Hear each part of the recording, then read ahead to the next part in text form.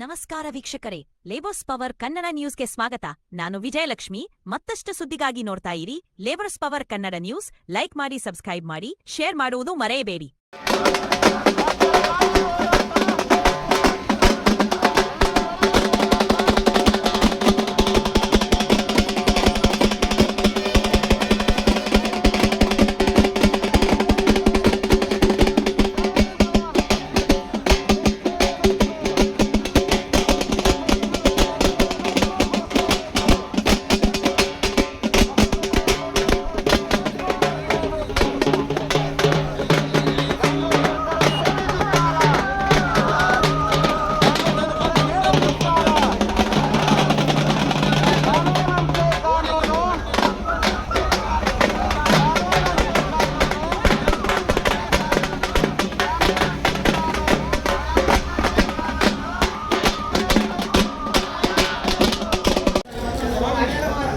ಯಾರು ಚರ್ಚೆ ಮಾಡಬೇಕು, ಅದಕ್ಕೆ ಸ್ವೀಕರಣೆ ಆಚರಣೆ ಮಾಡಬೇಕು.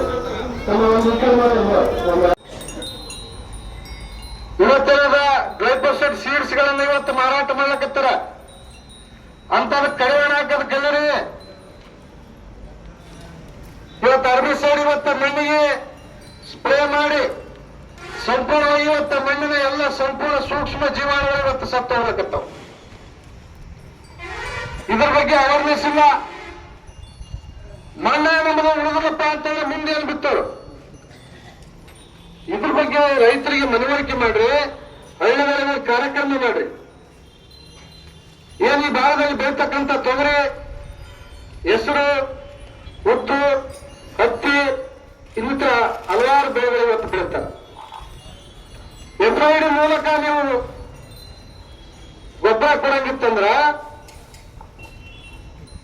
ಒಕ್ಕಲ್ತನ ನೀವೇ ಮಾಡ್ರಿ. ಎತ್ತುಗಳ ತಂದು ನಿಮ್ಮ ಇಲಾಖೆ ಕಟ್ಟಿ ಹೊತ್ತು ನೀವೇ ಕಾಯ್ರಿ. ನೀವೇ ಅವಕ್ಕೆ ಸಹಕಾರ ಮಾಡ್ರಲ್ಲ, ನಮ್ಮದೇನಾದ್ರು ಕೆಲಸ. ಇವತ್ತು ದನ ಕರುಗಳು ಇವತ್ತು ತಗೊಂಡು ಯಾಕೆ ಒಂದು ತಹಶೀಲ್ದಾರ್ ಕಚೇರಿ ಬಂದರಪ್ಪ ಅಂತಂದ್ರ ಮುಂದಿನ ದಿನಮಾನ ಗೊಬ್ಬರ ಸಿಗ್ತದೋ ಸಿಗೋದು ಅಂತಕ್ಕಂಥ ಆತಂಕದಲ್ಲಿದೆ ರೈತರು. ಇದ್ರ ಬಗ್ಗೆ ಕೇಂದ್ರ ಸಚಿವರಾಗಿರ್ತಕ್ಕಂಥ ಶಿವರಾಜ್ ಚೌಹಾಣ್ ಸಿಂಗ್ ಅಲ್ರಿ, ಶಿವರಾಜ್ ಸಿಂಗ್ ಚೌಹಾಣ್ ಅವರು ಆತ ಅಲ್ಲಿ ಡೆಲ್ಲಿನ ಕುಂತು ಮಜಾ ಮಾಡಕತ್ತಾನ. ಕರ್ನಾಟಕದ ಬಗ್ಗೆ ಅವ್ರಿಗೆ ಏನು ಗೊತ್ತದ? ಇಲ್ಲಿರುವಂತ ಮುಂಗಾರು ಬಿತ್ತನೆ ಯಾವಾಗ ಆರಂಭ ಆಗ್ತದೆ ಅಂತ ಅವನಿಗೆ ಗೊತ್ತಿಲ್ಲ. ಚಲುವರಾಯ ಸ್ವಾಮಿ, ಆ ಚಲುವರಾಯ ಸ್ವಾಮಿ ಅಂತ ಬುದ್ಧಿನೇ ಇಲ್ಲ. ಒಂದು ದಿನ ಕೂಡ ಇವತ್ತು ರೈತರ ಬಗ್ಗೆ ಮಾತಾಡ್ತಲ್ಲ. ಹಲವಾರು ಮಿಕ್ಸರ್ ಪ್ಲಾಂಟ್ಗಳು ಇವತ್ತು ಪರ್ಮಿಷನ್ ಕೊಟ್ರಿ. ಗುಲ್ಬರ್ಗದೊಳಗೆ 7-8 ಮಿಕ್ಸರ್ ಪ್ಲಾಂಟ್ ಅದಾವ. DAP ಗೊಬ್ಬರ, ಯೂರಿಯಾ ಗೊಬ್ಬರ ಇಲ್ಲಿ ಹೊಂಟಪ್ಪ ಅಂತಂದ್ರೆ ಮಿಕ್ಸರ್ ಪ್ಲಾಂಟ್ಗಳಿಗೆ ಹೊಂಟದ. ಇವತ್ತು ಅವರಿಗೆ ಆರೋಗ್ಯ ಶೇರ್ ಮಾಡೋರು ಯಾರು?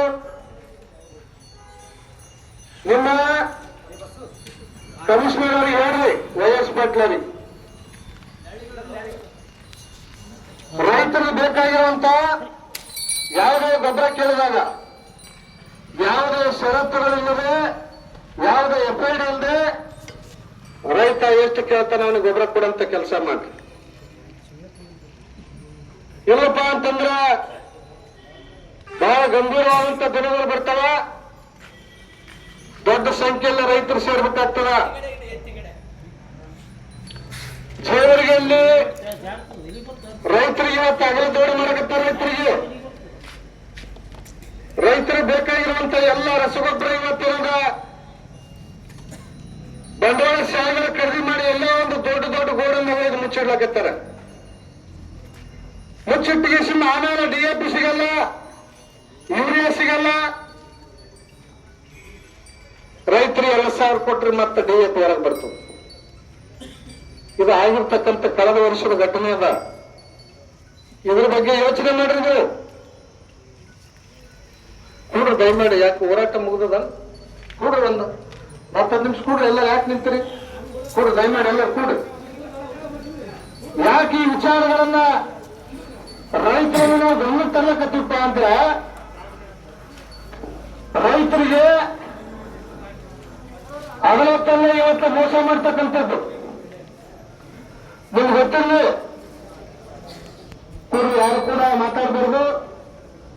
ಯಾವುದೇ ಅಂಗಡಿಗೆ ಹೋದಾಗ ಇವತ್ತು ಯಾರೇ ನಿಮಗೆ DAP ಇಲ್ಲ, ಯೂರಿಯಾ ಇಲ್ಲ ಅಂತ ಹೇಳಿ ಯಾರಾದ್ರೂ ಹೇಳಿದ್ರಪ್ಪ ಅಂತಂದ್ರೆ ನೇರವಾಗಿ ಕೃಷಿ ಇಲಾಖೆಗೆ ಹೋಗ್ರಿ. ಅವ್ರನ್ನ ಕರ್ಕೊಂಡು ಬಂದು ಅಲ್ಲಿ ನೋಟಿಸ್ ಬೋರ್ಡ್ನಾಗ ಅವ್ರು ಹಾಕಿರ್ತಾರೆ, ನಿನ್ನ ಬಳಿ ಎಷ್ಟು ಗೊಬ್ಬರ ಅದ, ಎಷ್ಟು ಯೂರಿಯಾ ಅದ ಅಂತೇಳಿ ಅಲ್ಲೊಂದು ನಾಮಫಲಕ ಹಾಕಿರ್ತಾರೆ. ಕಡ್ಡಾಯವಾಗಿ ಅದನ್ನು ಕೂಡ ಪಾಲಿಸಬೇಕು. ಯಾರು DAP ಜೊತೆಗೆ ನ್ಯಾನೋ ಯೂರಿಯಾ ತಗ, ಗ್ರಾನ್ಯೂಲ್ಸ್ ತಗ, ಮತ್ತೊಂದು ತಗ ಅಂತೇಳಿ ಯಾರಾದ್ರೂ ಒತ್ತಾಯ ಮಾಡಬೇಕಪ್ಪ ಅಂತಂದ್ರ ನೇರವಾಗಿ ಕೃಷಿ ಇಲಾಖೆ ಅಧಿಕಾರಿಗಳನ್ನು ಕರ್ಕೊಂಡು ಅವನ ಮೇಲೆ ಕೇಸ್ ಆಗ್ತಕ್ಕಂಥ ಕೆಲಸಗಳು ಮಾಡಬೇಕು. ಕೃಷಿ ಇಲಾಖೆಯವರಿಗೆ ಬರೀ ಒಳ್ಳೆಯ ಯಾಕೆ ಈ ಮಾತನ್ನ ಅವ್ರಿಗೆ ಹೇಳಪ್ಪ ಅಂದ್ರ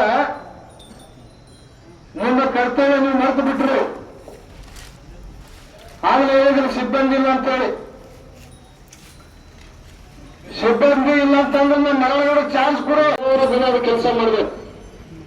ಎಷ್ಟು 3 ದಿನ ತನ ಯಾವುದೇ ಅದಕ್ಕೆ ಕ್ರಿಮಿನಾಶಕ ಹೊಡೆಯದ ರೀತಿ ಅವಾಗ ಬೀಜಕ್ಕೆ ಬೀಟಿ ಅಂತಾರೆ. 3 ದಿನ ಆಗಿರಲ್ಲ 5 ಸಲ ಎಣ್ಣೆ ಹೊಡಿಸ್ಕೊಂತು.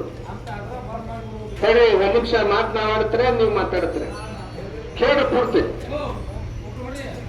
ಎಲ್ಲಿ ಇಂಥ ವಿಚಾರಗಳು ಕಂಡು ಬಂದಲ್ಲಿ ನೀವು ಇಲಾಖೆ ಇಲ್ಲಿ ತನಕ ಯಾವುದೇ ಕ್ರಮನ ಕೈಗೊಂಡಿಲ್ಲ. ಬೇರೆ ಬೇರೆ ಆಂಧ್ರ ಮತ್ತು ತೆಲಂಗಾಣಕ್ಕೆ ಇವತ್ತೇನದ ರೈತರು ಬೀಜ ತರಂತ ಪರಿಸ್ಥಿತಿ ಇವತ್ತು ಆಗ್ಲಕತ್ತದ. ತಾವು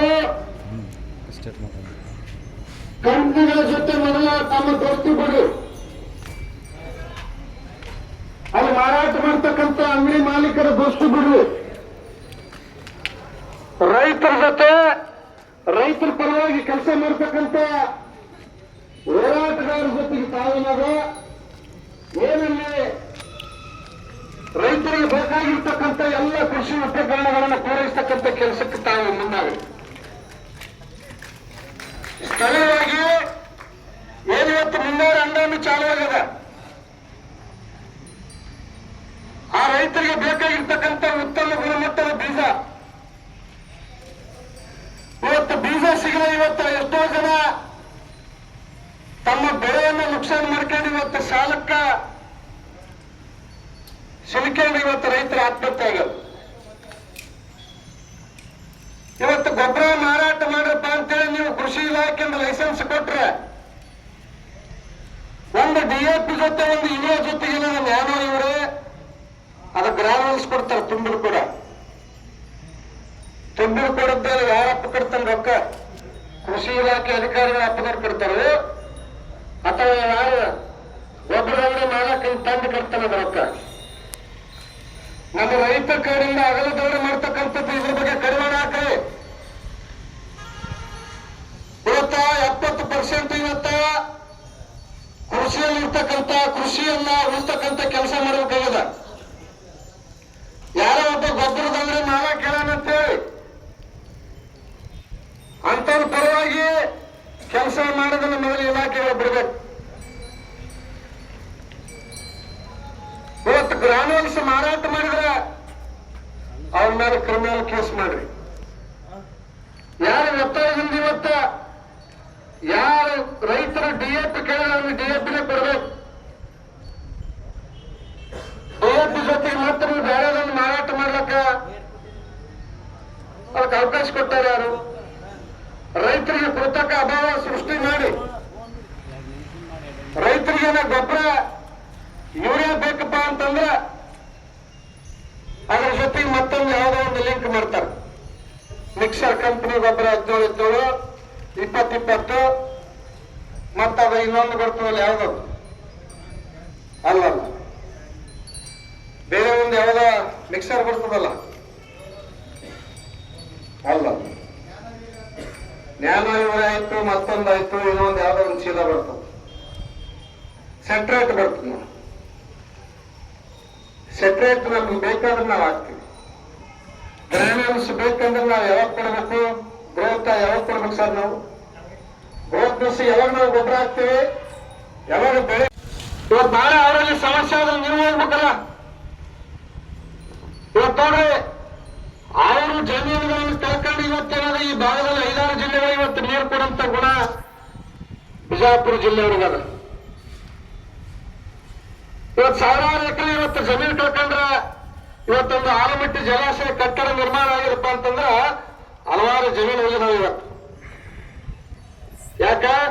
ಈ ಭಾಗದಲ್ಲಿ ನೀರಾವರಿ ಪ್ರದೇಶ ಆಗ್ಬೇಕು, ಈ ಭಾಗದಲ್ಲಿ ರೈತರು ಉದ್ಧಾರ ಆಗ್ಬೇಕು.